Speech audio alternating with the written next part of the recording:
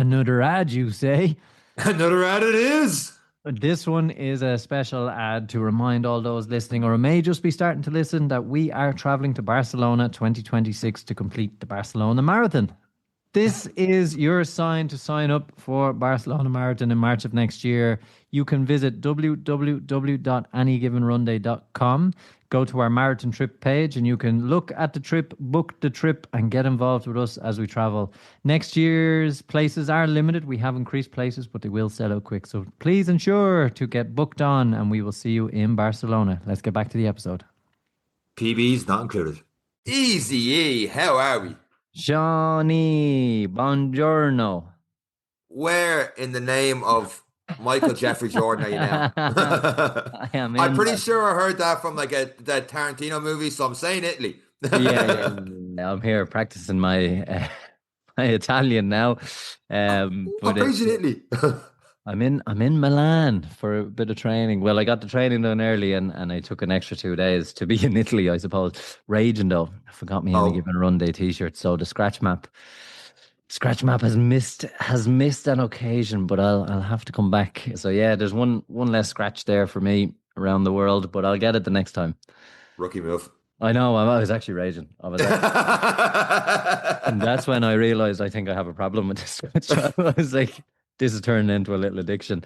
So I'll have to make sure to bring it on my next holidays because there's a few countries to pick off, but all is good. We are, I suppose, getting very close to the Dunshaughlin 10K as well. But the last few days being in Milan, surrounded by carbs and not doing as much running as I'd like, maybe getting the t-shirt was a good thing, just forget about it. Leave the addiction in the bag, don't remind myself of the work that still needs to be done. It's a nice fitting top, but as a recording, we're 2 weeks out. I don't think there's such thing as a tapering for a 10K. Have you been on to Lorcan Fisher about your little race you got going on for 2 weeks' time? Or are you both gone into the shadows now to get your own training and meet up on the day? Do you know what the best bit about talking to Fish is? He is as bad as me right now. So this is like two Homer Simpsons getting in the ring and trying to punch each other out. I think it's going to be the slowest 10K race in the history. I think it might actually get violent at some point when we realize just hitting each other might be the only way to win.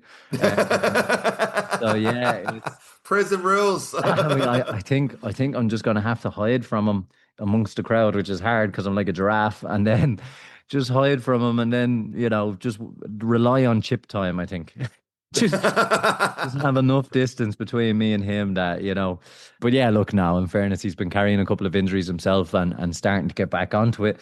I'm just hoping it's too late for him. And I just had that little bit of a head start. But look, at the same time, what we've talked about over so many conversations and so many episodes, the goal is to do a 10K at a best effort pace. And for people who are thinking, I need to get fit to do it, sometimes picking an event is the catalyst. And that's what this was. And to add in a bit of competition was to bring two of us along to it, Very rare your friends will line up and go, I am going to try and whoop you around it. It's very rare. Usually it's more encouraging, like, give it your best. This one is pure hate. Hatred. But when you're going down the hatred route and calling them out on to 5,000 listeners a week, you have to kind of plan beer and burgers afterwards. So we planned the reunion afterwards. You planned the makeup before the actual fight. Yeah. We had to do that just, for the sake of the friendship. Yeah, for the sake of the friendship. So it's good. I was trying to keep it secret that I was coming home, but I forget my mom listens to the podcast, so she has us sussed out. So now we're playing this game. Your mom found out through the podcast you're coming back home. Yeah, you kind of forget that people listen to us, Sean. So did you ever see like a Labrador when they're in trouble and they just put their head in behind something, but the whole body is out, Yeah. But if they can't see you, you can't see them. So me and my mom have this thing where she keeps asking me things about what my plans are, knowing I'm coming home, and I know she knows, but I'm not saying it. So now she'll listen to this episode and be assured Dunshaughlin is next week. I'm not telling her what day. I'm going to keep that a surprise. But don't tell us 21st. We won't tell her that. Yeah. So that is the plan, and it's getting very close. And by the way, people are thinking I'm just flying home to do a 10K. I am not that crazy. There's there's other reasons to come home. I'm not just coming home Dunshaughlin as much as I'm gonna enjoy this 10K. You are not that good. You're coming Um, home to Friday and leaving again to Sunday. You're there for the Saturday for Dunshaughlin, but it's not Dunshaughlin you're coming home for. no, no, no, definitely not. Your mother's Um, like, "What's his plan?" she doesn't know how to rewind, so it's okay. Um, So we're yeah, so it's something to look forward to. And those who are, and again, a big thanks to Emma. He's probably looking at my last few days going, Eric has no hope. He hasn't done any training. But again, being a part of his program gave me the little bit of motivation as well, and a bit of guidance. It's nice again, and we say it's nice to let someone else take the wheel. You just open up and see, right, what does the devil, I mean, you are the devil, have in store for me today? And I've really enjoyed it. I have to say, I've really enjoyed Good. it. And I really fell in love with the harder sessions, which hasn't happened in a long, long time. Not to Like holding switch. holding 6 minutes and my heart rate's hitting 180, 190, and you're just holding on for dear life. Then you get 30 seconds break and then you're going again, and just that mental battle, and Mm. yeah, big switch. You're right, it is a big switch. Will I be a hell of a lot faster? I don't think so, but is it progress? Yeah, absolutely. It's definitely a big change. And again, the importance of coaching, the importance of, I didn't necessarily have people, but I had competition, which kept me showing up, I suppose. And that's what it's all about. But when you get involved with a club and you're actually training with people, see, I just still don't know my pace because it's on a treadmill in Africa. I don't know if it's been calibrated. I It says I'm running at X kilometers an hour. It You could be don't believe 100 it. mile an hour. I don't know now because it always feels harder. And Mm. like I said, I'm just staring at a wall for 6 minutes while suffering. So, it'd be great if I was on a track with people and then I'm not looking at my watch and all of a sudden I'm running at X pace, and that's, I suppose, the element I'm missing out on. But progress is progress, and even if you start to see, you're always the last to see your own progress. So the fact that I can see that is fantastic. It's a good feeling. It gives a little bit of confidence, and then we'll call this a rest couple of days, and then we'll get back into the last of the training for the 10K. You've got the 45-minute time, and speaking on that, I don't know if we talked about this in the podcast.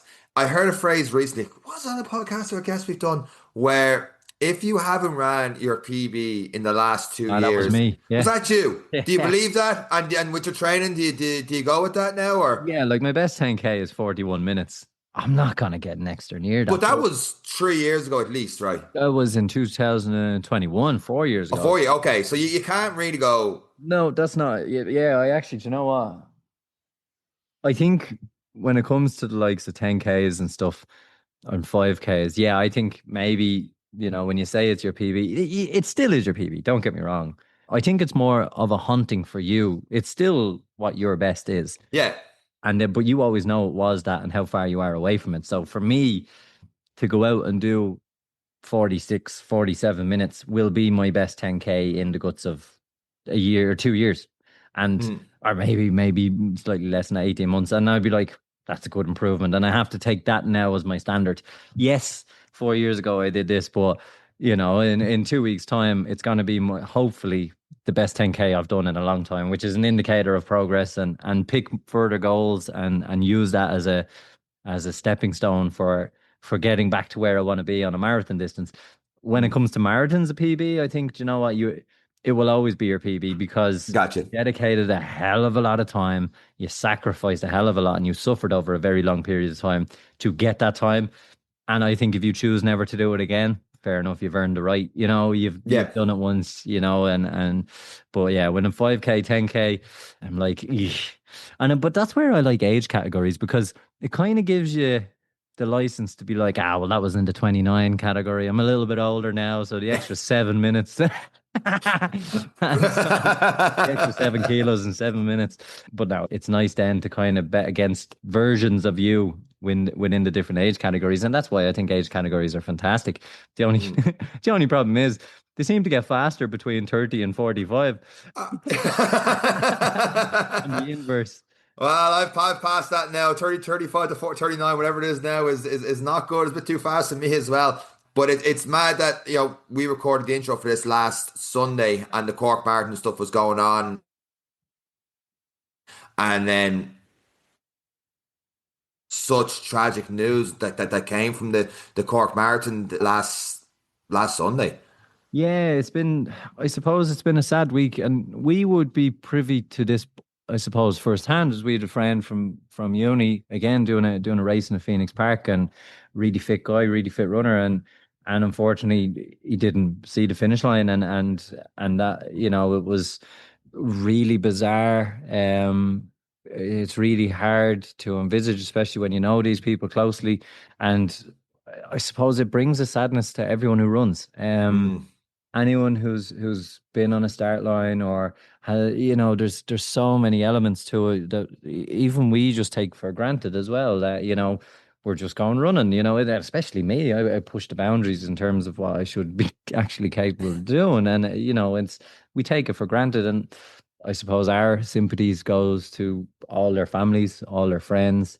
It's one of those that will leave more questions probably than answers. And it's just such sadness. It's so sad for people to be being active and taking on something that they're working towards and achieving, and running, and getting involved. And two people, Ellen Cassidy from Cork and Olivia Toohey from Ennis, unfortunately, within the space in of the a week of Edinburgh. each other. Yeah, it's very sad. And again, our thoughts, prayers, feelings, and our support go to their friends and families, and those close to them. It's a sad occasion, and yeah, I suppose it brings back a mindfulness to us all when we're thinking about running, when we're thinking about good days, bad days, and I don't want to run today. And then we should all kind of remember it's a privilege. It is a Mm. privilege what we get to do. It's a privilege we get to have this podcast, and but again, our deepest sympathies to those close. It's a sad moment, and hopefully everyone listening and going on a run this weekend has an appreciation moment for the privilege we have to be able to run, and remember those, and keep them with us in our thoughts on the next run. Absolutely, yeah. It was just horrific news to hear about it. Yeah, it was just shit. Yeah, it's hard, and it's like we talk a lot. I talk a lot, and even still, to try and put that into words is very difficult. Mm. It's very hard to express what it feels, but definitely affects us all. And yeah, so it is different. It's yeah, something we need to keep in mind as well, and to bring it back then, moving on from them to those who are running great events in the country, and those who are putting in the work to make sure everyone is safe and stuff. There's a lot of effort that comes with organizing races, and unfortunately things can happen in any race, in Ironman, and it's Mm. something we have seen, and because of social media, we see a hell of a lot more. So for those who organize events and advertise events with us as well, we know you take everyone's safety as Yeah. paramount as well. So it's sometimes these things just happen. So we shouldn't discourage people from running. We shouldn't discourage people from organizing events. Unfortunately, tragic things can happen. But yeah, it's yeah, I suppose it's the nature of life. By all accounts, they were very fit people from what you see, Yeah, and we're not doctors, so we've no idea what happened. yeah. So it's just how do you predict something like that happen for people that are fit, do all that? Speaking of people that are fit, running all day and night are fit. So shout out to John Gordon who won the Galway Backyard Ultra over last weekend as well. Absolutely phenomenal. I forget the exact time. I know when we were recording, they were also running, but they've been running since 24 hours or so before that. So I think I want to say 27, 20 hours, I'm not too sure, but absolutely phenomenal to be spending pretty much your entire June bank holiday doing that run. A little bit jealous the guys getting to do that, but really, really cool. And best luck to all of them that are going on to the All Ireland Backyard Ultra coming up in August. Yeah, and a special shout out to John. John gave us a mention in an interview he did online, and he said that the Any Given Run Day was probably, if Carlsberg did podcasts. Now he did. I'm not quoting him. I'm not Yeah, quoting him. yeah, yeah. But if Carlsberg did quote it, it's probably the best podcast he'd ever listened to. But I know John, who ended up winning the race, not that we rigged the race, he definitely gave us an excellent shout out online. People think we don't see these things, but we Mm. do. So we do appreciate the kind words, the sentiment. A huge congratulations in the Backyard Ultra. It is definitely on a level of stupid. I love that it's just like you just don't know when you're going to finish. So, like, what do you tell the childminder? Like it's what a race. And by all accounts, it was a fantastic event and went really, really well. And again, big kudos to the lads who advertised the event. Everyone wants us to take part in these things, and I just say no. Well, the Because fact you don't know what country you're going to be in on the weekend of these events is something to do with it. It's like, Sean's in Kildare all the time. He'll head Yeah, on out Sean and will he's do not it. working. Sean will do it. Sean will do it. But yeah, but look, it's an event that it's getting more and more popular and more popping up. And again, it's a great introduction into the ultra kind of running phase and seeing where you're at. It's always a good litmus test for how much ability you have, how much mental strength you have. So yeah, no, it's brilliant, and a big well done to John and all those associated. I think it's Mayo Athletic Club, if I Mayo remember. Athletic, yeah, Mayo Yeah, AC, I'm pretty yeah. sure it's So all, well yeah. done to everyone in Mayo Athletics, and he's flying the flag, I suppose, very well, and giving us a shout out. So hopefully everyone in Mayo is listening now. Speaking of all different stories and stuff like that, we're trying a new thing this year in the lead up to the Dublin Marathon, trying to have people from different backgrounds, whether it's your first marathon or going for PB sub 3 hour. We'll have a link in the show notes for more details on that and how to apply and hear maybe your voice on the podcast. And speaking of all the build up towards Dublin, it is official when the Barcelona Marathon is going ahead, but it's also that final countdown to get your place with the Any Given Run Day team is coming up. Yeah, so that's it. The tickets are still on sale, but flights are going to be booked. There's only another, I think, 10 days left. Ooh, yeah, about 10 days left as we record to sign up. After that, everything will be booked in and secured in for those who have signed up. For the very reason flight prices just increased astronomically after we book half the plane. So do make sure, if you are interested in traveling with us. A lot of people have reached out and sent messages about friends who want to do it and this, who want to do it. But unfortunately, you have to sign up, and after that, we have sympathy. No, actually, we don't. You should just sign up. But if you do miss out, you have been warned. But look, we're really looking forward. We see a lot of people returning again, and we're seeing a lot of new names on the list as well. So already surpassing the numbers from last year, which is phenomenal. So the final places are there. So if you are considering traveling abroad for your first marathon, Barcelona, training with us throughout the winter, we are more than happy to have you there.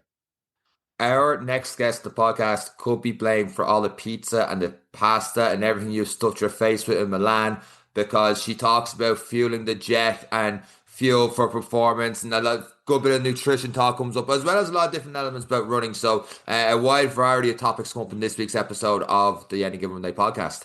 Yeah, and like always a good one, quite a long one. And we probably added to that with this intro, but there's definitely so much information. So yeah, we apologize in advance, but we know you're gonna love it. It's a great episode, great guest, and we're so grateful for them for giving us their time. And we really hope you enjoy this listen. Well, hopefully people are doing a long one and listen to this one. So that's why we had a long intro for you guys. With that said, it's this week's episode of the Any Given Run Day podcast. Let's go.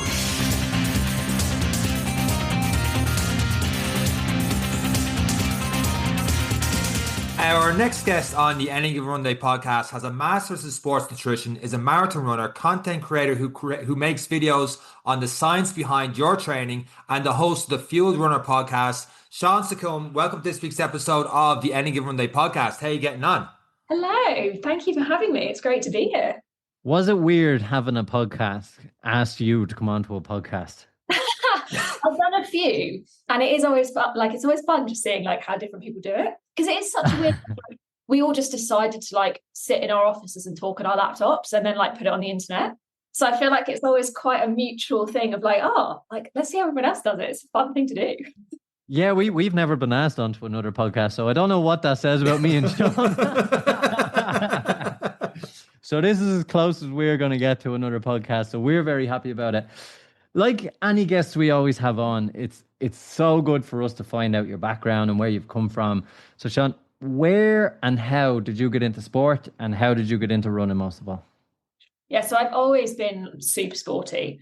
Ever since I was young, I ran. So the typical like wet field cross country at school, all that kind of stuff. And I kind of was in every single sports team at school because I could run and I was fast, but I could also carry on going for ages. It's like, oh, she can play hockey, she can play netball, she can play basketball, she can just do all of it. So yeah, I kind of spent my whole childhood just running around in various forms. And then, yeah, did quite a lot of athletics at school. And then when I went to uni, I kind of wanted more of a team sport. So I was really, really into netball. And I also grew quite late. So I was tiny until I was like 16. So I was like the small, like pocket rocket kid. I grew and I got really tall. And then everyone's like, oh, she should be a shooter. She should play more netball. So yeah, I really lent into that. And then because I was playing quite high level netball, I couldn't also run. So I just like run at the weekends for fun. But then when I moved to London after uni is where the kind of running came back and got a bit more serious. So yeah, that's kind of my running life. From playing netball, basketball, indoor court sports, quite cardio intense. In fact, I would argue in my schooler days like that when we did everything, Olympic handball, netball, anything and everything just to not be in school. But they were probably some of the hardest sports I played in the younger years. How did you find your fitness, especially with a growth spurt, when you transitioned into that netball kind of sport, more serious? To be honest, I was always kind of the fittest on the court Very good. Because I had an endurance base as well as like speed, high intensity. And like we used to always laugh, like the boys would be like, oh, netball's not that intense. And they'd come and watch a match and be like, oh, wow, we understand why you guys are like in the gym all the time and like doing all these crazy erg workouts, because it is so intense. So then having that mixture of kind of endurance as a base for that meant that I was like very fit for like court season. And then continuing my fitness like over the summer by just running made a big difference. And I actually ended up being the fitness coach for quite a lot of the other netball teams. So trying to get people's like aerobic base up so that then the court fitness applies. So it's a very different, like you say, it's a very different type of fitness to running long distances. But actually there's a certain argument that to a degree, just an aerobic engine is going to set you up for both really well.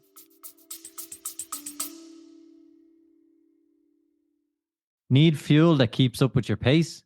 Meet Perform's Carb Gel with 30 grams of fast-acting carbs, powered by 3 fuel sources for sustained energy when it matters the most. Packed with cluster dextrin for smooth digestion and a steady release. No spikes, no crashes. All that in a compact 40 milliliter sachet, tested under Informed Sport, so you know it's clean and competition ready. Whether you're chasing the podium or just in your next PR, Perform Carb Gel gets you there faster, longer, stronger. If you're looking to stock up, you can use the code AGR to get 20% off your order. By listening to this advert, you are supporting Irish businesses and this Irish podcast. Time to get back to the episode. When I played soccer ball, I was a goalkeeper. So the furthest I ran was 18 yards. And that was all I was willing to run at the time as well.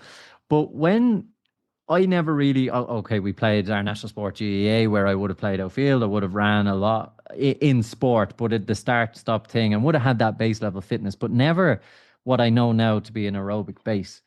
How important, looking back at your life and maybe being involved as a fitness coach, when you see people probably like me who wouldn't cross the road in a hurry if they didn't have to, and would you then look at the likes of athletic clubs or base their importance for youth development as up there if they want to be the best at whatever it is they want to do, but to build this aerobic base of fitness and endurance? Is athletics and is that probably the best place for kids to start and always have a hand in, no matter what they want to achieve, always have a hand in? I think honestly for like kids, it's just any movement is good movement. And it's distracting them from the fact that like you're doing exercise. It's like, no, you're having fun. You're doing something fun. And I think building that as a foundation of movement for life is so, so important. And it's massively then like tied into nutrition and tied into healthy lifestyle. And a child is far more likely to continue in some form of activity if they've done that as a child. Like me and my siblings, my parents used to drag us around the rainy mountains of Wales when we were younger. And we used to absolutely moan about it all the time. And now all three of us, out of our own choice, spending our own money, will go to some mountain somewhere, walk around in the rain for 4 days. And it's kind of those things that are built into you as a child of saying, okay, a really fun way to make friends is by playing sport. And all of my closest friends are all from sport. And I think as well, you develop a certain mindset, especially if you then end up going into high level sport. Like my parents never pushed me into sport, but they always supported us into doing support into sport. Because like my dad was like played a lot of rugby when he was younger, quite high level, and like they never pushed us. But if we wanted to be in doing martial arts, athletics, this is this, they were like, yes, sweet, go for it. Because then it is just it just opens doors, I think. And it gets you have a different type of lifestyle. Did you start off then in the fitness world and then see like nutrition take your eye for a reason and go down that route? Or did you always know at the start of going to uni and all the rest, nutrition was the path you were going to take? So I did human biosciences at uni with the idea that I was going to do medicine. And then when I graduated, didn't get into medical school the first time I applied. So I worked as a clinical exercise specialist. So that was basically working with cancer and cardiac patients using exercise, nutrition, lifestyle interventions to support them through pre-post treatments. And exercise and nutrition as a lifestyle has always been something I've been super passionate about. But at that point, it was more kind of the medical aspect of it I was looking at. Then I burnt out so quickly that I couldn't hack doing frontline medicine. It was just too much. Decided, okay, I won't do medicine. I will go and learn how to run a business and support these healthcare businesses because they're doing amazing things, but the people who are really good at this don't know how to run a business. But I also can't do the frontline stuff, so let's do the backside stuff, and then we'll try and like make things happen. So I had a weird, squiggly career path into becoming an accountant, and then was like, okay, the aim is always to go back into healthcare and wellness in some capacity. Then I was kind of known as the one in the office for like, oh, she's basically a physio. She's like super. Oh, what Sean got in our lunchbox today? I was I'm not built for this corporate world. So yeah, I left that. And then as I was like, I basically worked with lots of health and wellness startups. So all who have aims of like supporting healthy lifestyle. And kind of through my own running, through everything else I've done, like I've always had a real interest in nutrition, especially how it applies to performance. And I always knew I wanted to do a master's in further education, but I wasn't quite sure what I wanted to do. I just knew it was kind of this big bubble of exercise, nutrition, wellness, like lifestyle stuff. And then actually kind of it made more and more and more sense that it was actually like the applied sports nutrition. So that's the route I went down. And then that's what I'm currently doing. You have a great quote on your Instagram. I love it. It's just running is metabolically expensive. Yeah. That just ties up with the performance and the running. And for people hearing that for the first time, what do you mean by that? So a lot of people, I think, look at the curse of the wearables, right? They look at their watches and go, oh, I went for half an hour run. I burned X many calories. No, you did not. That is absolute. That is a guess. Rubbish. And also, running is not just about the physical movement that you've gone out and done for half an hour or an hour or whatever you've done. When people say to me, oh, I've signed up for a marathon in 6 months' time, but that's fine. I can do a 12-month training plan, right? I've never run before. Every alarm bell in my head goes off because there are so many adaptations that your body needs to be able to run comfortably. It's tendons, it's ligaments, it's bone cycles, it's hormones. It's not just energy in, energy out. There are so many other biological processes that are happening to allow you to become a better runner that are basically charging your bank of biology going, that's a stress. This is a stress too. This is also a stress.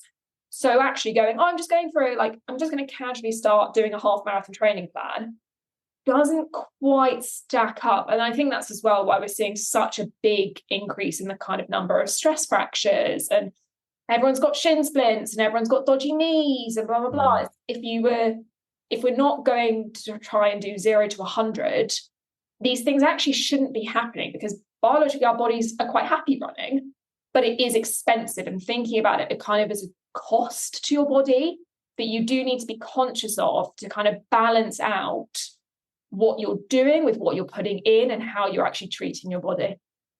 What would be some of the, I suppose you're probably looking at someone who trained for an Ironman in 16 weeks. So I am an alarm bell signal, probably a traffic cone in the world of doing the silly things. And it's, look, the thing is, I know I'm doing the wrong thing. I just choose to do it anyway. That's probably my biggest issue. What are some of the basic things that you were seeing? Let's say, for example, we are that person who in our world now, we've got the Cork Marathon as we record and it's happening, Dublin Marathon. People will have signed up last year. they had a late start to the year, and now it's getting to that 20-week period, and we're saying, okay, I'm going to start back training, and alarm bells are going. But what are some of the key misconceptions people have for, even if they have ran before, they've done maybe one or two before, but they've left it a long time, and what are the I suppose the repetitive things you always see, and you go, okay, guys, you probably really need to consider this with your food or your training, or maybe consider this, and this. What are the stuff you would bang your head against the wall saying again and again and again to people?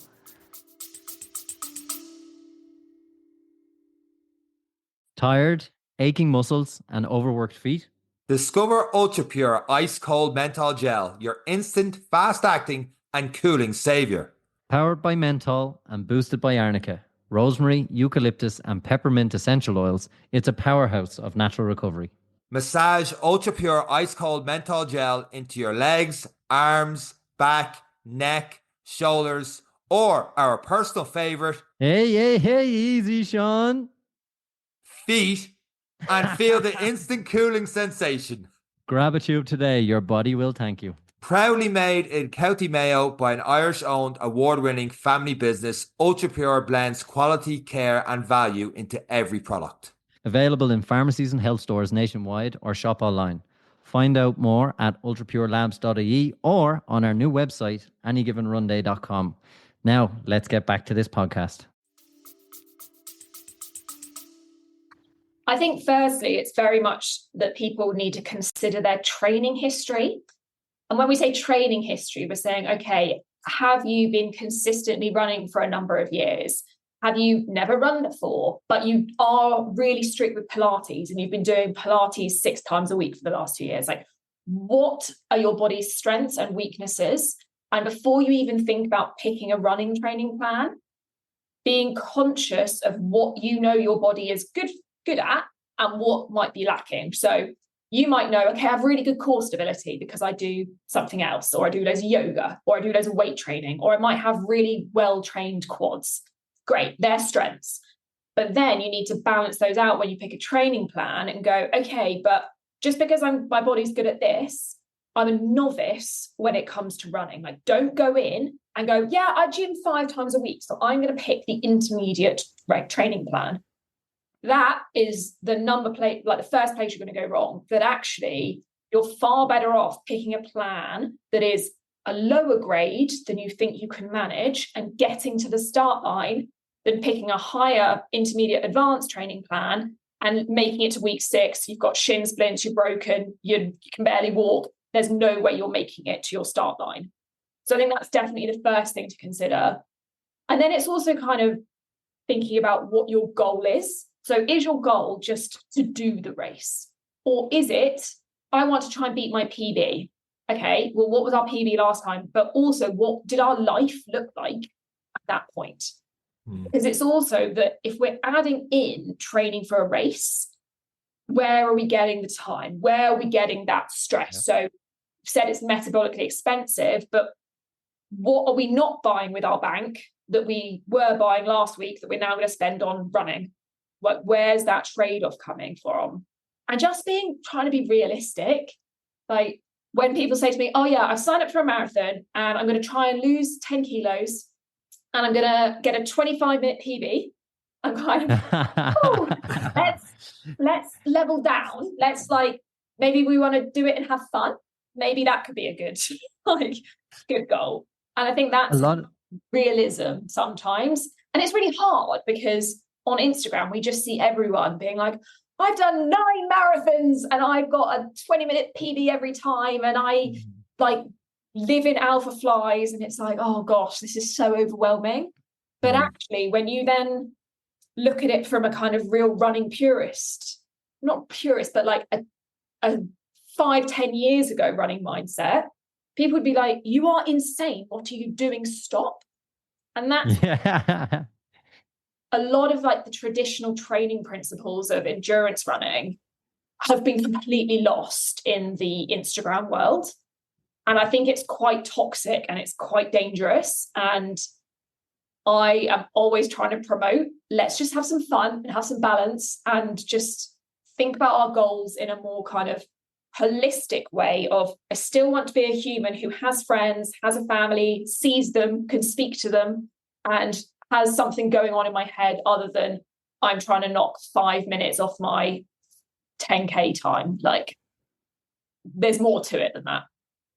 It's kind of like I think what Instagram's kind of doing now, it's showing people the goal and not the journey. And a lot of people are seeing the end product person crossing the line, the 8-pack, the 6-pack, the whatever pack, the 1-pack in my case. But it's very much the end goal. Everyone wants the medal, but no one is appreciating how difficult the journey is. And until you, I suppose, balance that, if for want of a better word, to enjoy the training, to like getting up to go for a run. Okay, sometimes getting up for an early morning is not enjoyable, no matter how much you enjoy it. Until you actually start running, you start to enjoy that. Back to your point on weight versus goal versus everything. A thing I've seen a lot of people bring in now is, I am going to run a marathon to lose weight. And we've seen a lot of people use this as goals. We've seen influencers do it as well. And it kind of reiterates my point about the journey. Like, weight loss, if you are marathon training, will add in obviously that expenditure that will naturally result in some weight loss. But a lot of people don't necessarily fuel the jet, the way I like to say it. They don't necessarily fuel the journey and focus on actually giving the body what it needs to conduct, or at least get to the start of your training block for a marathon. Are a lot of people making them mistakes? Yeah, I think trying to go into a marathon block with the goal of losing weight is something I would never, ever, ever advise someone to do. It is not a sustainable way to get through a marathon training block. If anything, you might gain weight during a marathon training block, and that is absolutely fine. If anything, that's probably more encouraged. I would rather, if I was training an athlete, I would rather they gained a few kilos during marathon training than lost a few kilos. Because if you're adding all this extra stress to your body, remember that going for a 30-kilometer run at the weekend is absolutely not a normal thing to be doing. Especially if you sit at a desk all week, then you go out of the weekend. Yeah, you might have done 20K during the week or whatever, but broken up. And then you run a 30-kilometer run. And then you go, oh, I know I should have a bowl of oats before. I should have bagels and eggs after. I should then have this. I should then have, but I'm not going to, because I quite like to lose a bit of weight. And I ate some gels while I was running. So that makes up for it, right? No, absolutely not. Because then your hormones, firstly, all over the place, they're not going to be happy. You then aren't having enough energy to correctly recover. So you're then going into your next session under recovered. Your muscles haven't been able to adapt how you would like them to that 30K run. So you're then already on the back foot. Then you do another run and you're in a deficit again. But we're now talking such large deficits that you're not losing weight at this point. Your body's just going into panic mode. Your body is going, what are you doing? I'm just going to turn my metabolism down. I'm going to just turn this down, turn this down, turn this down. Periods get lost. Hair starts breaking. The effect of that is so much worse than fueling properly and potentially gaining a little bit of weight. But in all likelihood, you won't, because your body's super smart and you have to trust it to balance. But when someone has the mindset of, I'm trying to lose weight, and you're doing this really, really stressful training program, like stressful on your body, that mixture, I don't know many people who it hasn't ended in tears for. Because it does just lead you down a burnout injury pathway that you're going to feel horrible after your runs. You're going to not enjoy them. You're going to hate the whole experience. You're going to hate the marathon. And then you're going to go, I'm never going to run again. And then that's not very sustainable, is it?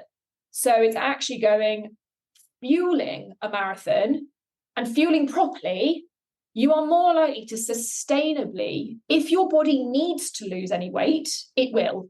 Like, trust it, it will.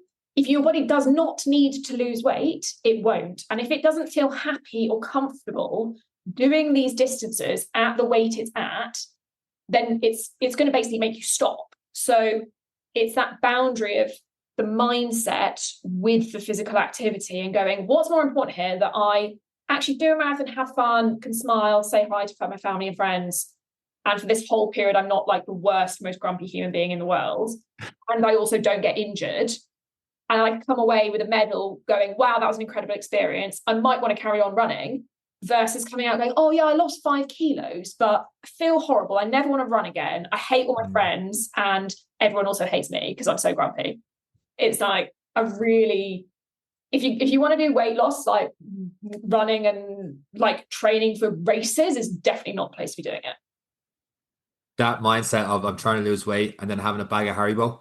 Yeah. Just doesn't add up. Like something's not right there. Carb gels, 30 grams of sugar in a shot. And it's also though, like that Haribo and that carb gel is so important for the run. Like if you aren't having those things during your runs, you're going to end up in an absolute pickle and you're going to have a horrible time. So that's where, like you say, those two worlds colliding are just not someone we want to go near. I think probably you hit on something that people should focus on. It's the mindset of the activity. So what I have done in the past, and I've constantly yo-yoed with weight up and down, and I find myself that when I'm not running, I put on, but then I try to run and then I see the numbers come down and then I feel good about myself. And that's what people are looking for, is that feeling of good. But it's the mindset of being active. And you said at the start of this podcast, movement is the medicine. It's what we need. And if you just know that the byproduct of moving as part of a training plan will naturally lead to fat being burnt as we increase in aerobic base for fuel and energy and all the things we've talked about. Should we be pushing, particularly as us as a podcast, we have a platform, we're talking to people about the mindset of don't worry about weight, worry about training the next day and what is required to train, and everything else will happen as part of that process. 20 weeks, 16 weeks, everything else will fall into place. As you've correctly said, the body will adapt. Yeah, exactly. And that's the thing, it's focusing on what our bodies can do being so much cooler than what they look like.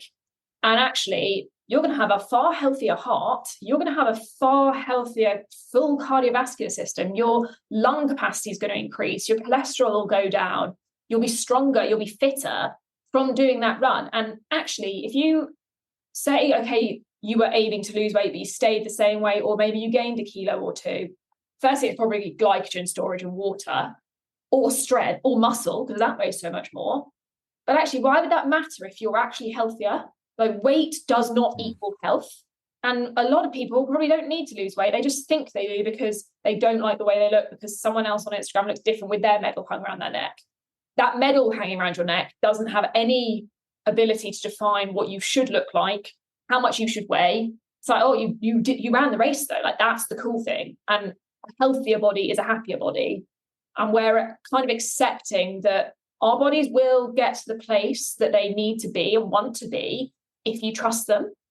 And actually having the enjoyment of the movement and then your body landing where it lands actually is the byproduct, but it's going to be a healthy body. I really do agree that it's like the mindset that we should be encouraging. So people now are going to start fueling up towards their long runs and stuff like that. And we know they should be fueling for performance. I've heard you talking to podcasts about having, I always think healthier would be, and I still think healthier and all the fat loss. And I'm like, oh, I should have a whole meal or whole wheat bagel before my run because it's quote unquote healthier than white bread. But you would say no, white bread for a reason. And what would you say you should have before going for a long one breakfast? And probably just as important, after the run as well. Yeah. And I think as well with this, it's so personal and working out what works for you and your stomach. I am a white bagel, bit of peanut butter, so that's some fats to help stay fuller. Jam, honey, and a banana is my kind of pre-long run because I've got lots of carbs in there, simple and slightly more complex, because carbs are on a bit of a spectrum. So there's not good carbs, bad carbs. There are carbs which digest slower and carbs which digest faster. So honey, super quick, a bagel, a white bagel, more in the middle, and a banana, depending on how ripe it is, could be anywhere on that spectrum. So also oats are a great option, but they're more towards the kind of fibery end. So they're a bit slower digesting. Again, depending on which type of oats you have. Are you having the ones in the little packets where you rip the top off and pour them in a bowl? They're really refined. So they've been milled down loads. So there's less digestion to happen. So they're a great option, because the whole idea before a run is you want carbs that your body can easily digest and use as a fuel source. So the idea behind like whole grains and stuff is they are fantastic for your gut and they do digest slower. But before a run, you don't want your stomach to be focusing on digesting during your run, and you don't want to have to leave like 2.5 hours before going for your run. So ideally, you'd be able to have your breakfast, finish it, an hour and a half later, you start running is the kind of sweet spot. But I know for sure, like if I've had a big bowl of granola or brown seeded, really like fibrous bread or rye bread or something that's much higher in fiber, I'm not going to be out the door at that time. I'm still going to be going, oh, my tummy feels a bit like, I'm not sure about this. So that's where it's kind of the use case of food. And that's something I've been trying to talk about a lot more is there is no bad food. It's just when you use it. So would I sit at my desk and have a bag of Haribos at 10 a.m.? Absolutely not. But if I'm going out the door in 5 minutes' time, I'm feeling a bit low on energy, will I pop a few Haribos in my mouth? Absolutely, because they're going to give me some quick sugar to give my blood sugars a little boost, and then I'm off out the door happy. But I'm not saying Haribos are good or bad, it's just when am I going to be eating those? And that's the same with that kind of the white bread versus the brown bread and the fiber content, because fiber is basically just something that slows your digestion down at the end of the day. And then that post-race feeling, because that's something a lot of people will struggle with. They'll finish with their friends. It's always a coffee. Maybe it's a bun. Maybe it's jump in the car. Don't eat anything for an hour because I need to get back. The kids have got football, yada, yada, yada. What is your recommendation for fueling timings, particularly after the long run? Shorter runs, obviously, depending. I know myself after an interval session, you can try feed me. I can't. If it's a max effort, I can't stomach anything for at least an hour afterwards. Chocolate milk, maybe. But what do you recommend for that post race? Because again, we're looking at longevity, we're looking at prevention, we're looking at training tomorrow. What do you recommend for people or key things to look at? Yeah, and I definitely think that's the key thing to remember is that you're thinking about your longevity of your running ability. So especially with a long run, and like you've just said, with max intensity, sometimes you finish and you're like, oh, I'm not feeling it. I'm not feeling food for a while. But actually, that is a super, super important window to have something, because later you in the day will be so grateful. Because even if you really, really don't want to do it, a carton of chocolate milk, honestly, will change the rest of your day. And it sounds wild that something so small and just like, oh, well, you can drink and sip water. And I'm not saying you have to chug the whole thing down in one go, but within 20 to 30 minutes of finishing a long run, if you can have something, so either a squares bar or a banana, if you're having a coffee, make it a mocha. That's just adding some extra carbohydrate for free, basically. It's just extra fun. Or put some sugar in your coffee. Because what you're trying to do is you're trying to get your glycogen stores to start recovering, which in that first 20 to 30 minute window, they're most receptive to. So all that fuel you've burnt on your run, you need to start replacing. So by having something, your body then goes, oh, okay, cool. We're chilled. We're actually quite happy. We're fine. We don't need to panic. We are okay. We can carry on for the rest of the day.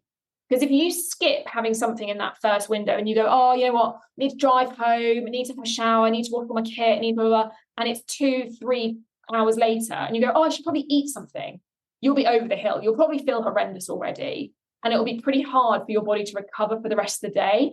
And that's when you kind of get like the long run headaches and the like, I can't get off the sofa, and you just feel really like, I sometimes, in the past, I've had it where I feel quite like sicky. I just feel like, well, yeah. And if you've not having something in that first half an hour window, completely stop that. And it's having something on the drive home and then going, okay, I can wash my kit, I can have a shower, and then I'm going to have a proper balanced meal. So I'm looking then for my fibrous carbs. So am I having whole grain sourdough? Am I having brown rice, brown pasta, potato, something really carby as my base? Ideally a complex carb. So those are the ones that digest slower. Then having a protein source with it. So honestly, whatever you want to have, like whatever floats your fancy. And then some like fruit and veg for antioxidants and for extra fiber. But it's also planning it. So I will often know, okay, so pre my long run, I've had my bagel, etc. I then know I'm going to finish at this cafe with my friends. Okay, cool. So I'll have a mocha and a cinnamon roll, or I'll have something carby just to kind of boost my stores back up.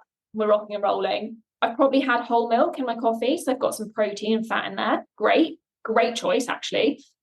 Then when I come home, have a shower, I will have already thought about, have I got something in the fridge that I can have for my like post-run meal, basically. I tend to do kind of like rye bread or whole grain sourdough with eggs, spinach, and avo, just because it's easy, takes no time, and I don't really have to think about it. But that's on the provision that being later is the provision that I've had something in that 20 to 30 minute window. 30 minutes, yeah. It makes such a big difference. I suppose the carrot and the stick, people always know like, oh, you should because you'll feel better. But for whatever reason, we as humans like to punish ourselves and we'll still skip the coffee and everything. What is the downside to skipping that coffee in terms of the body and what it will do, apart from the feeling sick and the headaches? In terms of, does the body begin to break down as we look at longevity again? Because the marathon plan is all about the ability to train again tomorrow. Yeah. And that's the thing. It's looking at your kind of schedule and being like, when am I training again? Because the sooner you're training again, the more important that 20 to 30 minute window is.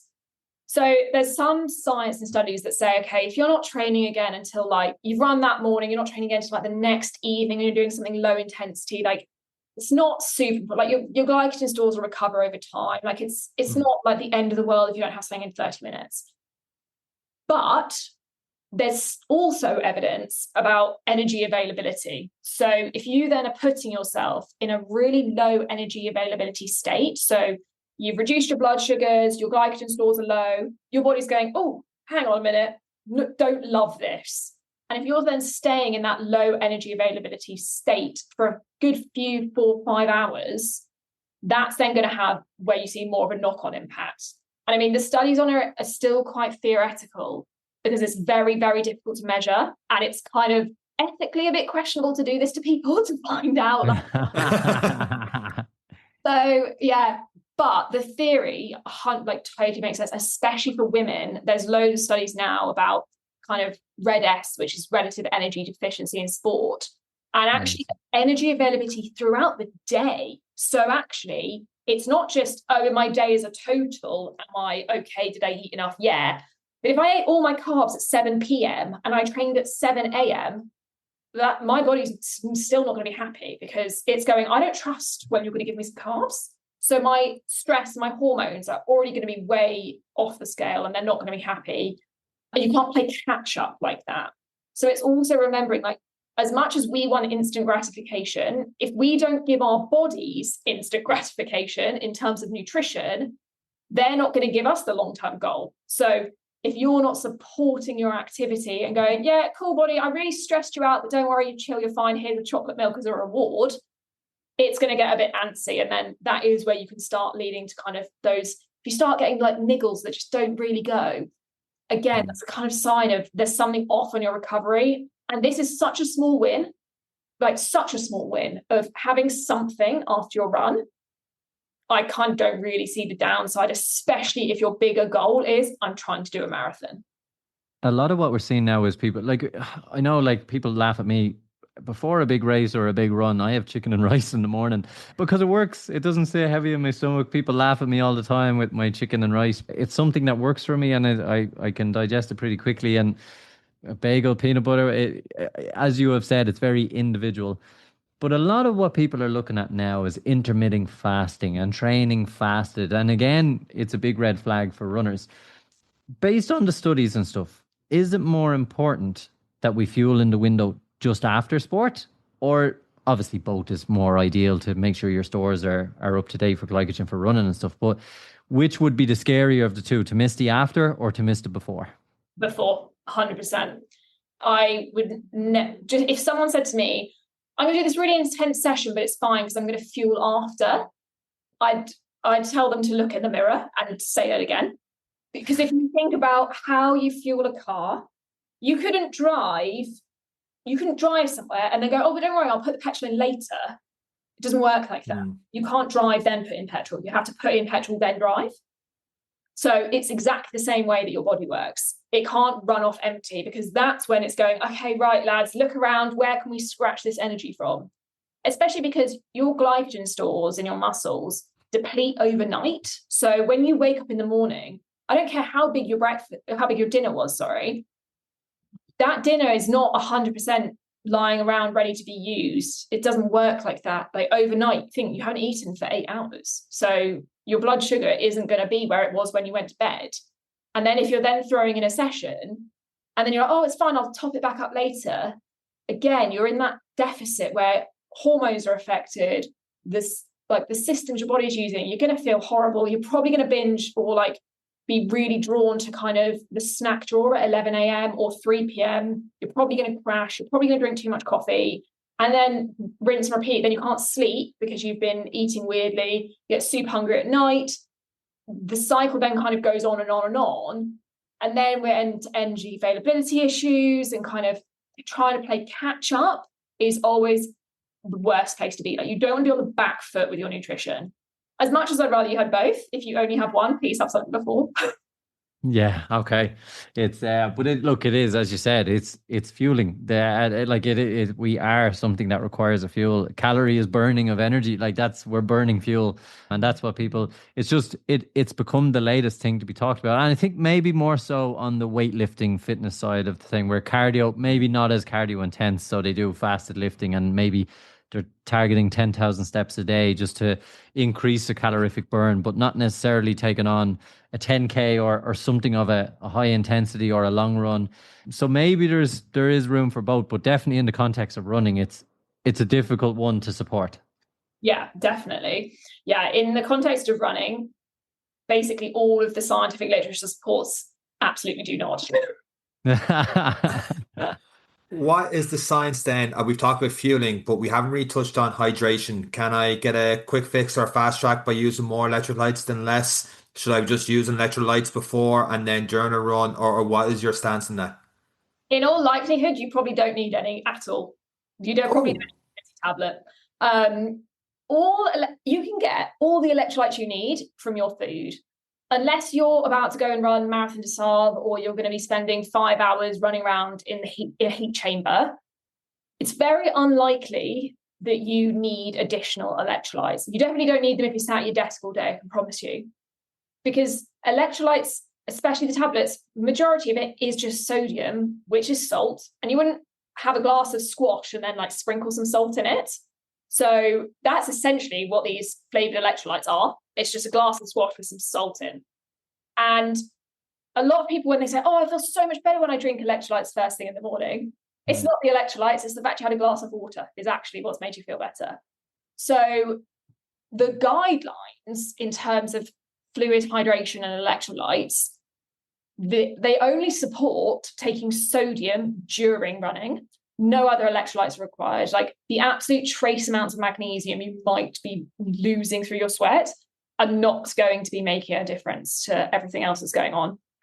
And it's also to be drinking to thirst, especially during running. So it's far more dangerous to end up with something called hyponatremia, which is basically overhydration.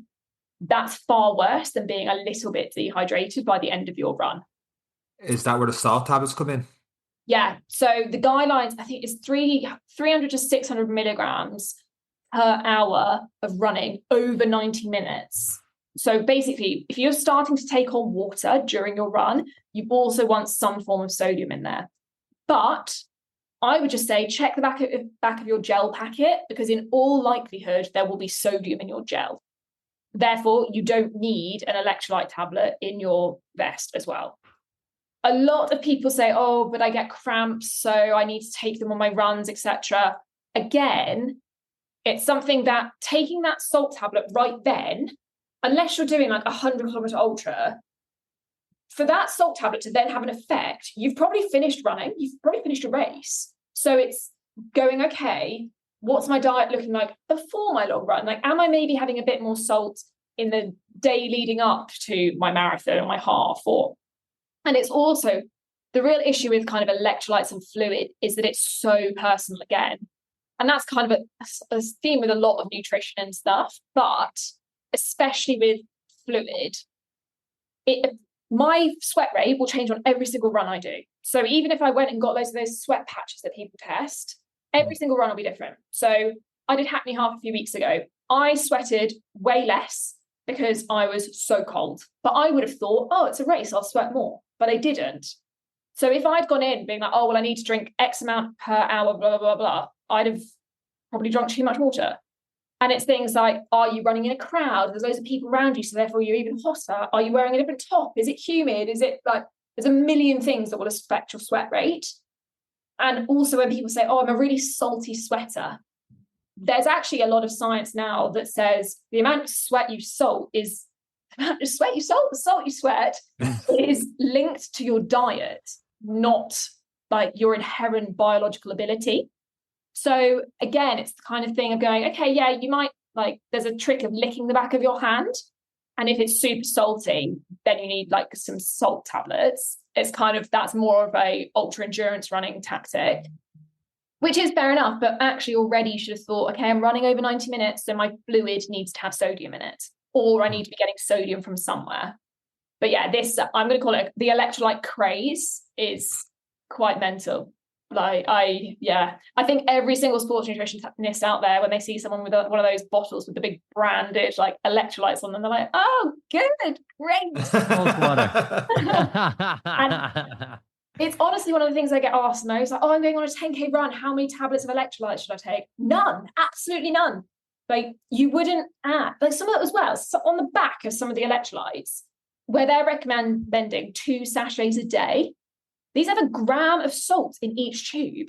Our daily recommended amount of sodium is 4 grams, which is already over what our body needs. The government just doesn't think anyone can actually eat that little salt because there's so much in our food. So if you're then adding an extra 2 grams of salt and you're not doing a hectic workout, you're just eating loads of extra salt, which I thought we spent years trying to stop people doing. That's a good point. Yeah. So yeah, sorry, that's my little electrolytes high hill. It's no, but it's again, it's good to get the insights into what we should be using and what to avoid, or some of the fads, because everything is a fad, a workout, a this, a that, and you know, if you follow, there's information everywhere. You just don't know which is right, which is wrong, and which to follow. And that's why the beauty of the podcast, same as your own podcast, it gives an opportunity to kind of separate fact from fiction with opinion as well, because everyone is different, everyone has a different need. A lot of people we run with as well, and again we stick to the individual athlete, and again I know it's going to be individual. Some people might feel the gels, can't handle the gels during the run. Some might feel a little bit sicky. Some might even get sick during runs, but they can't explain. And we've had a couple of guests actually discuss times where gels weren't working with them, they're feeling a little bit sicky. So if we know 3 people have done it, there's the probability there's a couple of thousand people with a similar issue. What are some of the tricks of the trade you've come across for people mid-race who are pushing? They're going for a PB, they're pushing hard. What are the tricks that you have for people who mightn't necessarily like the gels or stomach gels well, or how do you get around that fueling the X amount of grams per hour for those kind of athletes with stomach issues? Yeah, I think it's in the context of pushing hard and running at a high intensity. So if you're looking at 70, 80% of your VO2 max, at that point, you really need to be fueling with carbs. And one of the reasons you can end up feeling sick is because you haven't had enough. So a lot of it reverts back to using gels during your training and training your gut. So there's lots of studies that show you truly can train your gut to handle these carbohydrates whilst you're running. Because most people who have GI issues during a race are trying a fueling strategy for the first time and have not tried gels in this manner during their training. So if you're training for a half marathon PB, say, and you're going to be running your half marathon at 75% of your VO2 max, but you've done all your long runs where you've taken gels at 50% of your VO2 max in a zone 2 in a chatty heart rate, you have not trained your stomach at all to be able to handle digesting carbohydrates at that higher intensity. So you're literally doing this for the first time on race day, and it's quite likely your stomach will go, oh, hang on, no thank you, not sure about this. Because there's so many things that happen to your digestive system when you are working at that higher intensity. So blood moves away from your gut, you get changes in the permeability of your intestines, you get water balance changes, you get all sorts of things going on. you have to train your body to say, no, we can have some more blood going to the gut. We can handle glucose coming into our bloodstream. So it's going, okay, am I going to make sure I try taking a gel during a session where I know I'm going to be working really hard? Am I going to be introducing gels into kind of threshold runs? Am I going to be using gels in environments where I am, which is as similar as they can be to race day?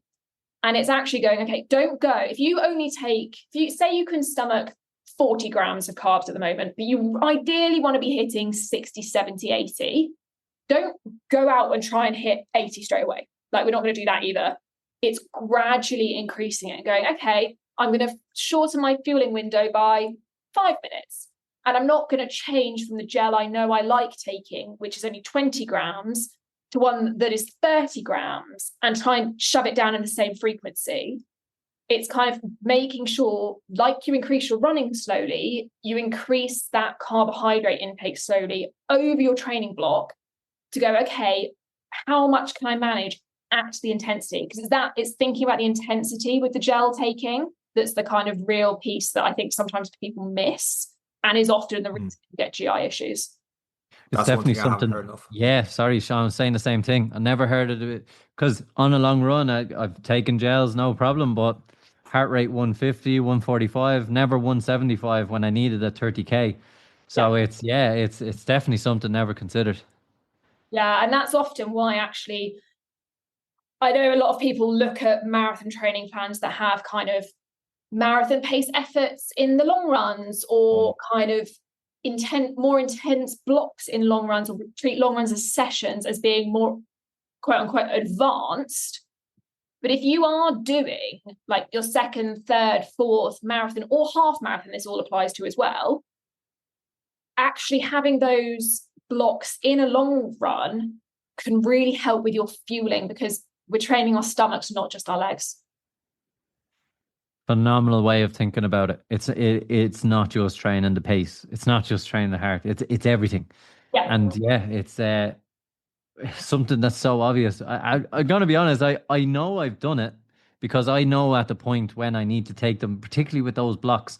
If I know I've got a marathon pace to finish a 2 hour long run with a 30-minute marathon pace, that's when I take, or in the 15, 20 minutes before that, I know, right, caffeine and a 40 gram or a 50 gram, and then I should be able. So, but I never did it thinking I was training my gut. I just did it knowing, I'm going to be hurting. I better get the gel in now. It wasn't so eloquently put like you have, and it definitely wasn't from a perspective of training the stomach for the race day feel, I suppose. Yeah, definitely. And it's also just thinking, okay, I need to let those adaptations happen also, because it's not going to feel great the first time you do it. There's a reason, I mean, they're not just for the runners, but my local park, there's a reason there's toilets there. And I've had it as well. I've had it loads of times where I've tried a new gel, or I've tried to increase my grams per hour too soon, but it's experimenting, and it's going, it's okay if this long run doesn't work, because it's not race day, right? It's okay. Yeah. It's also okay if I feel bleh after. And I might not, in theory, need the gel for the run I'm doing. So if I sometimes end up having kind of awkward length runs where I'm like, if I was in the race, I'd have taken another gel now, but I've only got like 10 minutes left. So yeah, I haven't got a full fueling window in this run. And I get a lot of questions about this as well, but it's going, I'm actually going to take one anyway, because I'm training my gut. So I'm going to take one now because I'm running at a pace that I'll be running during the race. Yeah, I've only got 10 minutes left before my cool down, but I'm still going to take the gel because I need to tell my stomach, you're going to be having one of these every 25 minutes. So get used to it. And then the next time you do it, it's going, okay, yeah, we remember this. We've done this before. We know that more blood can stay at the gut. We can stay around our intestines. It doesn't all have to fly away, and your digestive system doesn't have to shut down completely, because that's where you then get, as soon as you put something in it, well, straight back up. So it's just kind of, again, they're like working with your body and going, you're okay, I'm okay, I'll treat you nicely, trust me, we're doing this for a reason. And actually you do then get into a balance where the gel issues can become less. And I also think it's quite psychological for a lot of people. If you've had a really bad experience with a particular gel type, just change types, like just buy a different brand. I've got a friend who had one particular brand coming out of her nose at one point, and she has never been able Oh, to. no. She used this gel for years, and she loved it, got so well, but she just had a shocker at a race that was too hot. Like, she really overheated, all her fueling went wrong, gels were coming back up. And although those gels had worked for in the past, it was then a psychological barrier that I can't do these. So she swapped gel type, we're fine again. And it is just going, you're allowed, there's no right or wrong, like, it's whatever you prefer. Like, what can you carry? What feels nice? What tastes nice? Like, go again, you're allowed to have personal preference. Like, I swap between different brands to kind of get some like taste and mouth feel changes that I find helps make me feel less sick at the very tail end of a race sometimes if I'm really pushing. Or like Cliff Blocks, they're really good, like the chews, sometimes just to kind of top up in between. Because I find if I feel sick, if I eat something, I don't feel sick. So I just chew things instead. But yeah, so it's all just working out like little tricks that work for you. It is one thing as well.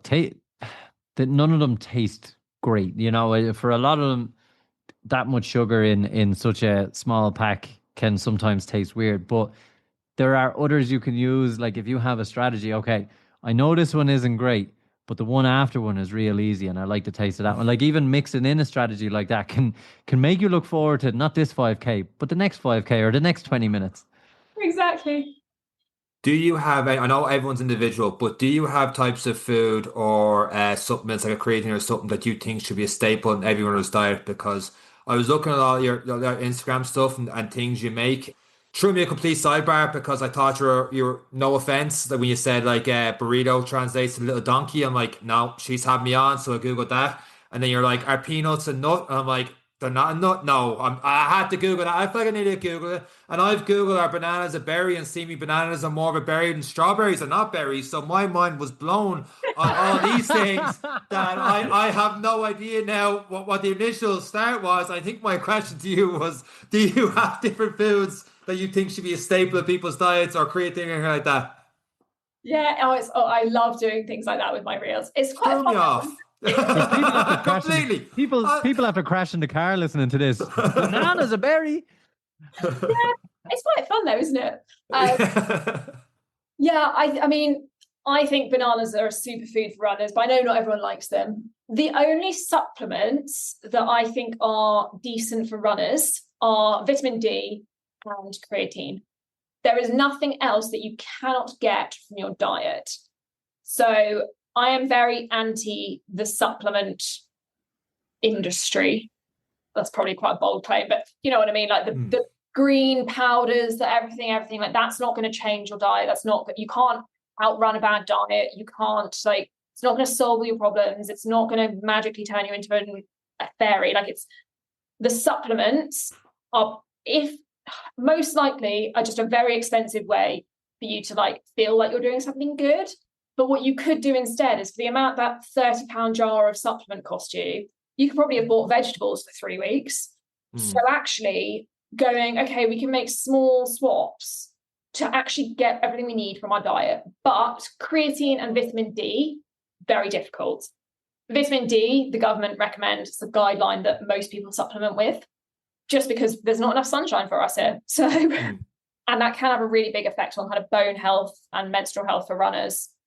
And then creatine, you don't have to take it. Like, it's kind of one of those things of like, if you're interested in doing this kind of thing and you are doing a lot of kind of interval training, you're doing a lot of high intensity work, you're doing a lot of strength training, maybe, creatine can be really useful. I personally take creatine and I found quite a big difference, but the amount you need to supplement with in order to see the benefits, you can't get from real food unless you eat something ridiculous like a kilogram of raw steak a day, which I don't think anyone's doing. How much is the amount? Because I've seen recently with Rory McIlroy's big win, all I kept seeing, maybe it's just the circles I was on Instagram on, was just, well, Rory has 20 grams of creatine a day for he can hit the ball further and it's good for his mental side of things. But I'm like, 20 grams, gee, go through a tub like in a week. That's Looking at the tub here, says 3 a day. Yeah, I usually heard 3 to 5, and then Rory with his 20. I'm like, last time I looked at Rory, he's not exactly look like Arnold Schwarzenegger. So what's going on? Like, I don't know. I mean, so there's one argument that some people argue that it should be linked to body size and body mass. So I imagine he's huge. So maybe that's their theory. But I'd like to chat to his sports nutritionist about it and see where this is coming from. And also, is he being sponsored by someone who makes and sells creatine, would be my question. Because honestly, creatine monohydrate in its purest form is the only thing you need. You can get that on Amazon for like £5 for like 150 grams. But then you can also buy for 150 grams, that can cost you £50 with a lovely snazzy label, and it's going to promise you the world, and it's exactly the same ingredient.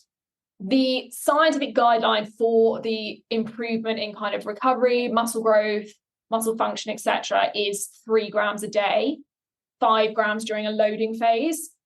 I don't encourage people to do a loading phase just because that's where people can see the issues with kind of water retention and feeling a bit weird and feeling puffy and gross. Because the whole idea of creatine is that you're increasing the amount in your muscle cell. So there's something called a creatine pool, and you're basically just trying to increase the concentration in there. So then there's more creatine in there, which helps fuel and helps with the pathway that helps with really fast, quick, intense exercise. So it's not going to help your zone 2 run, but it'll help the recovery in your interval session, and it'll help with your weightlifting, and it'll help. Also, there's a lot of things around kind of its ability to help improve muscle strength. And then there's a whole nother world of creatine supplementation where they're looking at kind of effect on neuron diseases and degenerative diseases. So Alzheimer's, multiple sclerosis, Huntington's, also a lot of stuff they're looking at concussion. It's super interesting, and it's really, really, really quite groundbreaking, some of the stuff they're doing. But a lot of it's still quite theoretical because it's all to do with the blood-brain barrier, and your brain can actually produce its own source of creatine. And originally they weren't sure whether supplementing increased the amount in your brain, but they now can see, yes, it does. But again, it's where the science meets ethics of we can't be testing people's brains for the creatine concentrations. So the studies are quite limited, but they are doing a lot of work around kind of neurodegenerative diseases and creatine supplementation and its protective effects of concussion. So it's super important and it's really interesting science, but it's not quite there yet to say definitely this is going to help your brain. It's like, oh, maybe it could, but actually the use case now is for kind of muscle strength, protein synthesis, recovery. And that could be a possible byproduct. We're not quite 100% sure.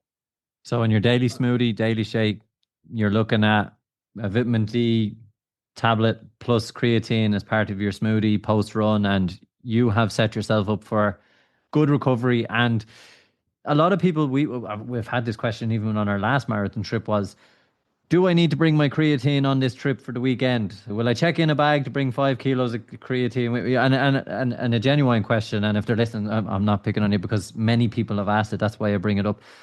Dipping in and out of using creatine. Like, is there a path? If you haven't used it for 4 weeks, then it's not really in effect. If you start using it today, is it doing it? Or is it from the moment it's taken? Because a lot of people say, oh, you need to take it over the course of 6 weeks to 8 weeks for then it to be in the system. Or what is the rules, I suppose, of creatine? Yeah, so it's all to do with increasing that concentration in your muscle cell. So what happens is every time you're exercising, you're using it. Like every time I'm moving, I'm using it. So you use it, you lose it. And it's having that consistent taking creatine. That's what's going to top that level up in your cells. So the idea behind doing a loading phase, which is what some people do, is like to really quickly increase that store, and then you keep it stable. So if you're just kind of supplementing 3 grams a day-ish, it'll take longer to get your pools kind of fully stocked, but you won't feel the effect quite so dramatically. But then once they're there, you're like, oh, cool, we're ticking along.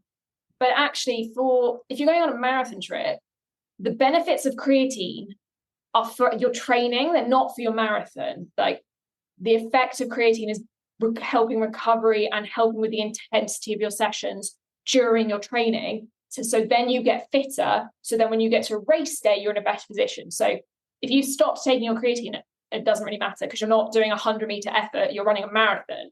And the fitness you've gained from your training and your ability to recover better so you can get more out of your sessions, that's where creatine's helping you, not on race day. So yeah, it doesn't matter if you don't take your creatine. I'm conscious we've taken nearly an hour of your time, and we haven't even talked about your own kind of marathon training, the London Marathon you did in 2022 and Amsterdam the following year. But just to kind of put an exclamation point on the nutrition side of things, if you were to go back to doing that London Marathon, and I myself and Eric have never done it, but let's just assume there's a one big long term before the final stretch, and right there's a big billboard, and you have it. You bought out that billboard and that sign for the 50, 60,000 runners there, and you have your sports nutrition cap on you, what message would you send out to those runners in terms of nutrition? Is it something to do with electrolytes or creatine, or is it something you keep having conversations like, I need to keep telling people this for them to get it? Is there anything that pops to mind? I mean, if they're just about to finish, it would tell them to get some chocolate milk when they finish. Okay, the very start of a race, but something that you have runners' attention. I really didn't think that question through. Something That's that all I was thinking of. Pizza. Where's the finish line? To get enough runner, you have all the runners' attention in the world right now. In terms of sports nutrition, what is the one thing that you, or you've got one Instagram post left? And like you have a really, really cool account. Your Instagram is linked in the show notes there. People should follow you. You're only allowed to put one more post up there. That's your pin post, your top post. What is that post on? That you've got to fuel the fire. You've got to eat enough.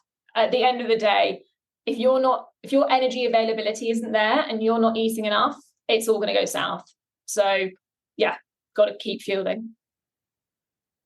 Absolutely brilliant. Sian, I do want to touch back onto you, the personal side, the runner, and move away from the nutrition. You have covered a lot in terms of, we started out and we moved into netball, but then your running career yourself, you have done some fantastic runs, put in some fantastic times, and have dealt with injury along the way. How is that, I suppose, being so knowledgeable in the sport, how is it from the elations of the finish line and the runner's high to managing injury to restarting and going again? And which of the races, you've done some really nice marathons, which one was your favorite? Yeah, it's quite tricky. So I have had a bit of like a up and down injury cycle for the kind of last year, really. So I had to drop out of London this year because I still wasn't back. I was meant to do Edinburgh last year, and that was going to be my first sub-3 attempt.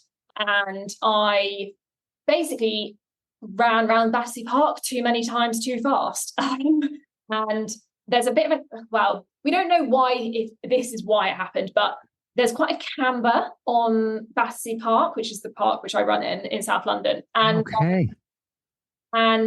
I run there with a club. So I'm part of Belgrave Harriers, and we run in a certain direction around the park, quite a pace sometimes.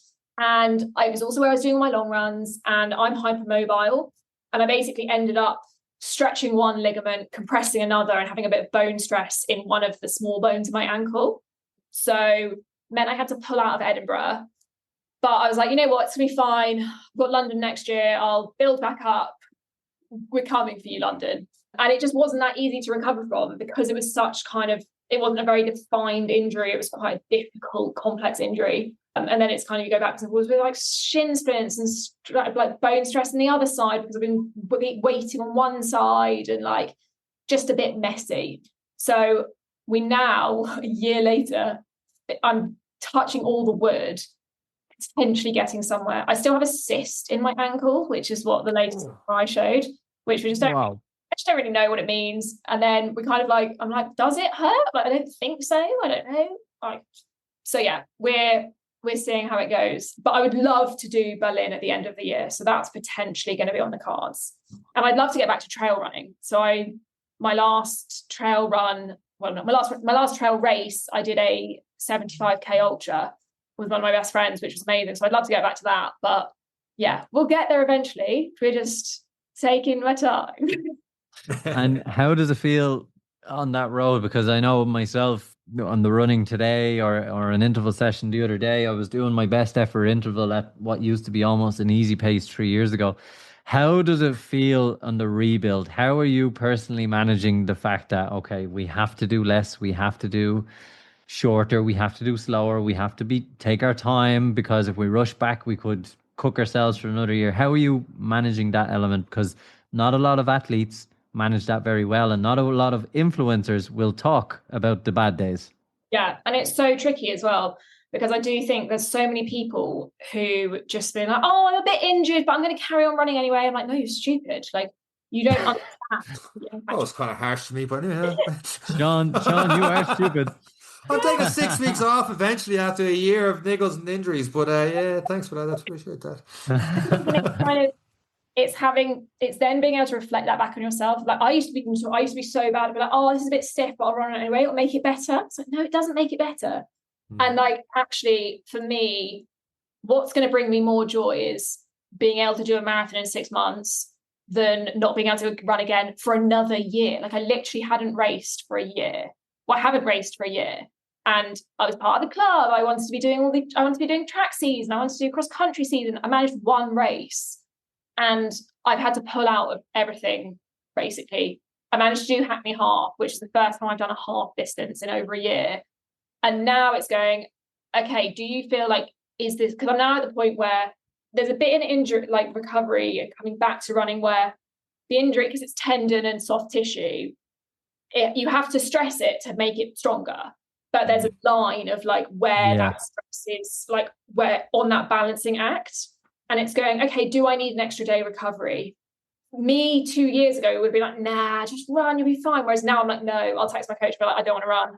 Like, and he'll be like, no, if you feel like you're like, oof, don't run.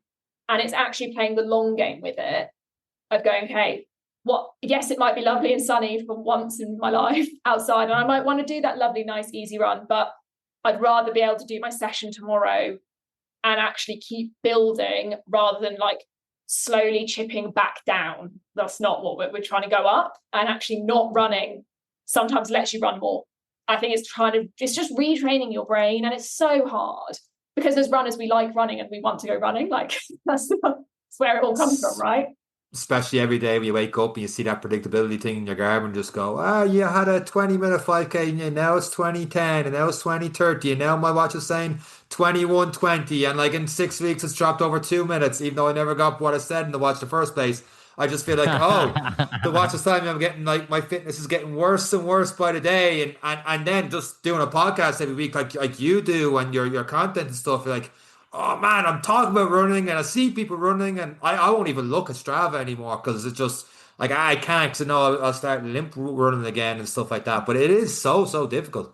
Yeah, and it's also doing things like I deleted all that stuff off my Garmin. Like I don't have any predictions. I don't have anything like that. I don't have any like, I got rid of it all because it's all made up, right? Because I haven't been for a run, it thinks I'm less fit, but it doesn't see what I'm doing on a bike, or it doesn't see what I'm doing on a ski erg, or like, actually there are ways you can be. I'm now in a position where I'm a lot fitter than my legs can handle. So now it's keeping the rein on going, no, a leg 6 out of 10 is not a lung 6 out of 10. We've got to readjust the expectations, and actually being able to run is better than being able to run 5 minutes faster. What is on your Garmin? This is the what is on the Garmin? It's just the time. It's the time and training status and patience, and if I've had a nap or not.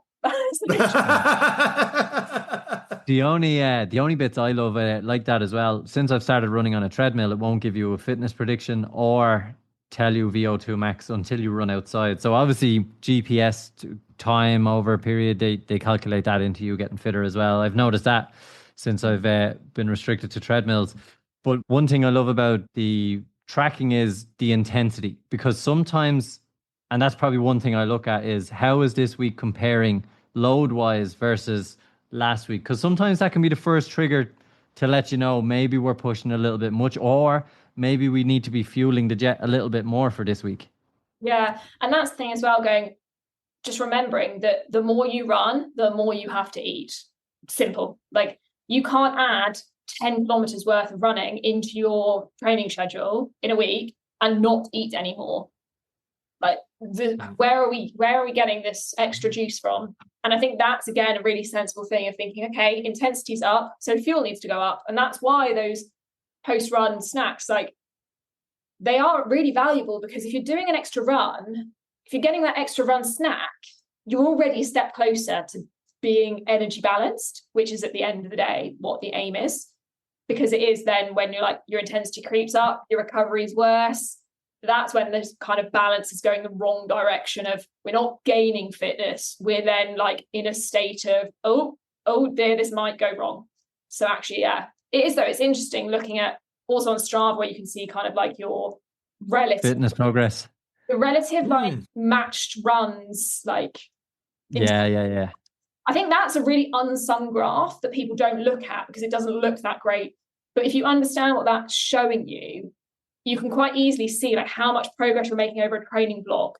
And also that actually something that just because it feels easier now doesn't mean it's the same intensity that you were working at 4 weeks ago. And again, another reminder that you're doing more, so you need more. Like it's more is more. More is more. Is so important when you're doing the same kind of runs and stuff, because I'm able to track where I was back in January to 3-4 months later in the same run. Like, oh, pace was somewhat similar, and you can see the relative effort could be 100 and something back then, and then it's only 39 and stuff. Like, oh, that's actually, to me, that's a better sign of fitness than the fitness tracker graph they have over 3 months, 6 months thing, the up and down. Because I've looked at it and go, no, I'm actually fitter than that, or I'm less fit than that, and it hasn't added up. But that relative effort in Strava seems to be pretty close for me.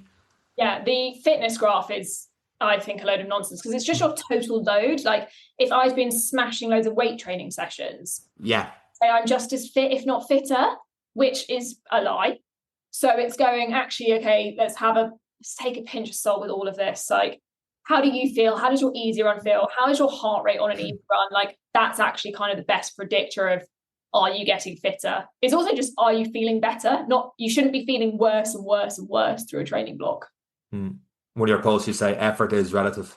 Yeah, exactly. And it's like one day for me, easy run might be a 5:10 or whatever. And then the next day it might be 30 seconds a kilometer slower or faster because I've slept better, eaten better. I'm at a different time in my menstrual cycle. Like this, it's hotter, it's colder. It's like, I've had a good email, I've had a bad email. Like, there's so many things, and it's actually your body doesn't know that pace. It's just like, oh, where's my heart rate need to be right now to get enough blood in my muscles? So yeah. Listen to the body, as they say. It's everyone is saying it, but yeah, it really matters. Yeah, absolutely. The best place to keep up with your Instagram? Yes. Yeah. Well, hopefully you get back on track and you're all set for Berlin in a couple of months' time. The absolute best luck to you, and I assume London on the back of the cards next year for you. Oh, hopefully. That's the Berlin is so that I qualify for London. Oh wow, okay. So the whole podcast, don't put pressure on yourself, and then you just threw a big lump of pressure on your shoulders there for that one. The absolute best luck for you. We keeping up on your Instagram, Hagen, on that. Absolutely phenomenal listening to your knowledge and everything sports nutrition and your running journey over the last, I think it's an hour 20 minutes so far, but we could listen to you all day. So much knowledge. Thank you very much for coming on the podcast. No worries at all. Thanks for having me.